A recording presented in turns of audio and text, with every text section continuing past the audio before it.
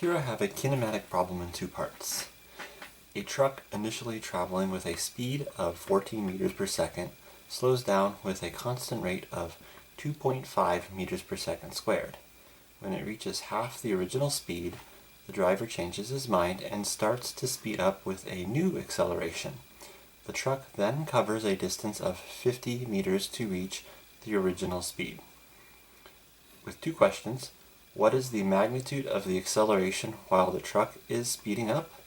And what is the total time the truck was traveling less than 14 meters per second? Okay. So in a kinematic problem, it is usually my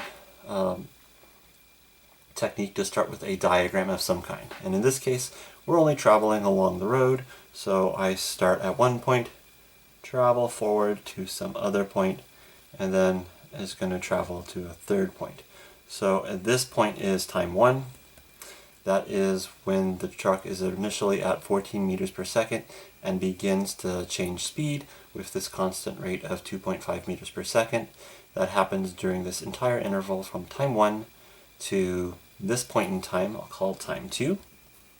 And this point in time is when the driver changes his mind and starts to speed up with a new acceleration. From there, the driver then covers 50 meters to reach the original speed, which happens at time point 3. So time 1, time 2, time 3, we have two intervals. From time 1 to time 2, that covers a total time interval of delta t to 1, and from 2 to 3 is a time interval of delta t 3 to 2. Also, the distance covered is the magnitude of the displacement, delta x to 1, and from the second to the third point, that is delta x 3, 2. So this is the displacement that way, and this is the displacement that way. Okay, so this is my basic diagram. It's easily dividable into two parts: the before while he's slowing down and the after while he's speeding up.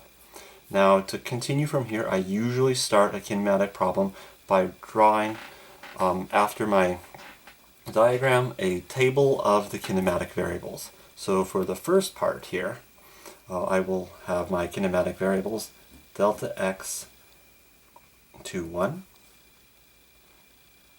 delta t to 1, a to 1 sub x, v 1x, and v 2x. So this is the displacement of the first interval. This is the elapsed time of the first interval. This is the acceleration during the first interval. v1 sub x is the velocity x component at the beginning, at point time 1, the initial velocity, and v2 sub x here is the velocity component at the end of the time interval. And these are the 5 physically meaning kinematic variables. I usually don't list the positions unless necessary, because positions are not physically meaningful. It is only the displacement that is physically meaningful. Here we do not know the initial displacement, so that is unknown for me.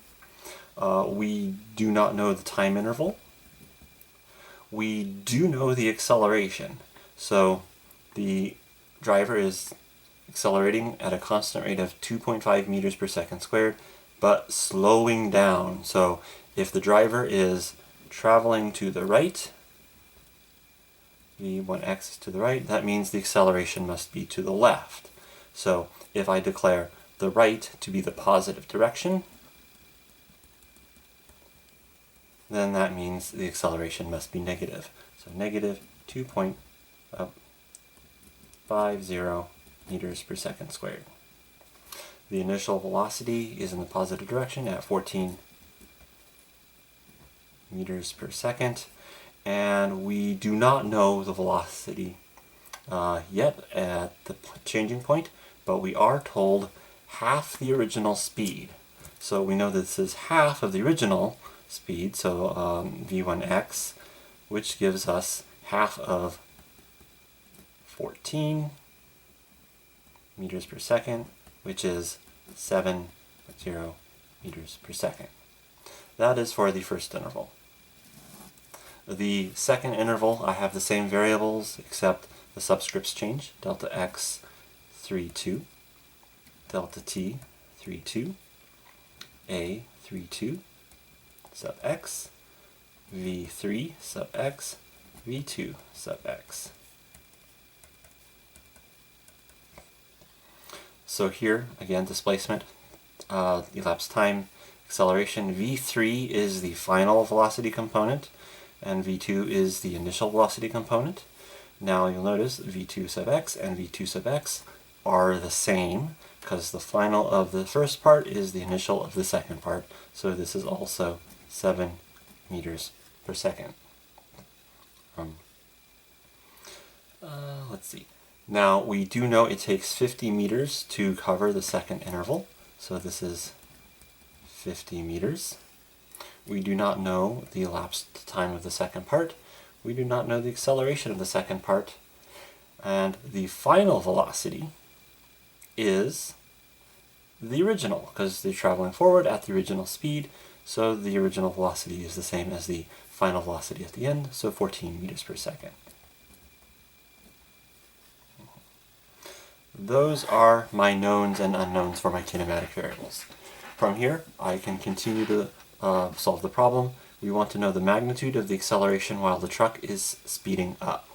So in that case, we are looking for a32 sub x right here. So we want the second set of equations. So second part here, we know 1, 2, 3 out of 5 variables. We only have 2 unknowns. This is enough information to solve our kinematic equations in this part, because you can have at most 2 unknowns. There are 4 kinematic equations, but they're redundant so that only 2 can ever be used. If you do not recall what they are, I either have an equation sheet handy with myself, or I just happen to know what they are and I write them down. So I'll do that now. Delta x equals vix delta t plus 1/2 ax delta t squared. Vfx equals vix plus ax delta t. Vfx squared equals vix squared plus 2ax delta x, and 2 delta x equals vfx plus vix delta t. So these are the 4 kinematic variables. I've just written them with initial and final velocity components, no other subscripts, because they can be copied. One version is copied for the first interval, another version is copied for the second interval. So since we're looking at the second interval, we want acceleration. We can see acceleration appears in 3. It does not appear in the fourth one here, so we do not use the fourth equation. We also do not know time, so both unknowns are in the first equation, so that's not very useful. Both unknowns are in the second equation, so that's not very useful. In the third, we have final velocity, initial velocity, and displacement. We know all those. The only unknown is the acceleration, so I will choose to use the third equation. So the specific form of this one is v3x squared equals v2x squared plus 2a32x delta x 32. We're solving for acceleration, so I will subtract the square initial velocity, so v3x squared minus v2x squared equals 2a32x times delta x 32. And then I will divide the 2 and the delta x to the other side. So I end up v3x squared minus v2x squared all over 2 delta x 32 equals a 32x. And since I know all these numbers now, I can just substitute them in, and I end up with 14 meters per second squared minus, this is 7 meters per second quantity squared all over 2 times 50 meters.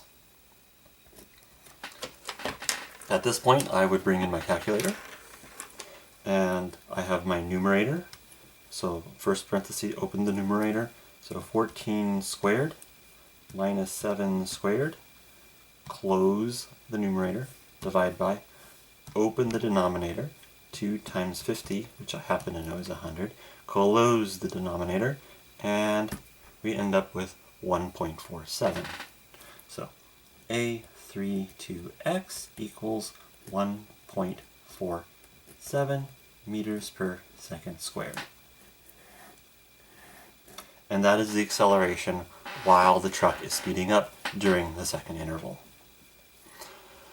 The next question asks, what is the total time the truck was traveling less than 14 meters per second? Well, the total time goes from the very beginning to the very end. So it is the first time interval plus the second time interval, which means we have to find delta t21 and delta t32, both of those.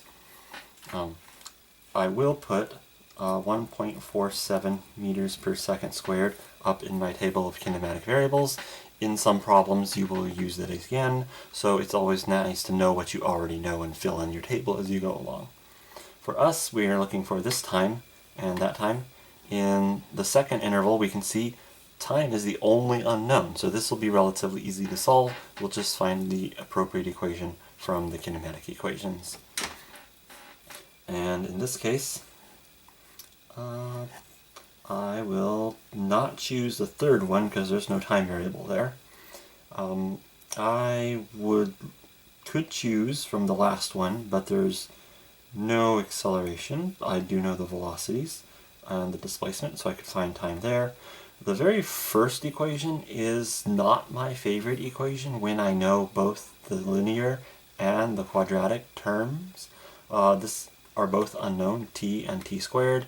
I don't want to solve the quadratic formula, so I am not going to choose that one. So I'm going to choose this one, Vfx equals Vix plus Ax delta t. So for the specific form for the last interval, it's V32x equals V3x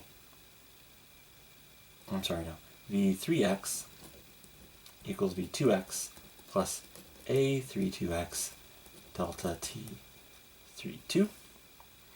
And then solving for time, I subtract over the velocity, so v3x minus v2x equals a32x delta t32, divide by the acceleration, v3x minus v2x all over a32x equals delta t32. I know the velocities, I know the acceleration now, so I can proceed to solve this. So this is now 14 meters per second minus 7 meters per second divided by 1.47 meters per second. Bring back my calculator. So my numerator opens, I have 14 minus 7, close my numerator, divide, and in my denominator there's only one number, so 1.47. And I end up with a time of 4.7619, etc. So 4.7619. That's more digits than I need, but I always like to carry a few extra digits to avoid potential rounding errors. So that's the time of the second interval. The first interval, we can see we want time. We know acceleration, velocity, and velocity for initial and final, so we can use the same equation with just the new values here. I'll bring in another piece of paper here. So the equation for this one would be v2x minus v1x all over a21x equals delta t21. Substituting in the appropriate values, you see v2x is 7 meters per second, 7 meters per second, minus v14 meters per second, 14 meters per second, divided by the acceleration, which is negative 2.5 meters per second squared. Bring in my calculator, and we have opened numerator, 7 minus 14, close the numerator, divided by, and I have negative 2.5, close that, and we end up with 2.80 seconds. So now the total time is delta t 21 plus delta t 32 equals, we know the first number is 2.80 seconds, plus the second time here is 4.7619 seconds. And if we can't add that quickly in our head, 2.8 plus 4.7619 gives us 7.5619 seconds, but that's not the appropriate number of digits, so this is approximately 7.56 seconds, and that's delta t total, rounded. And that is the solution to the second question. Thank you.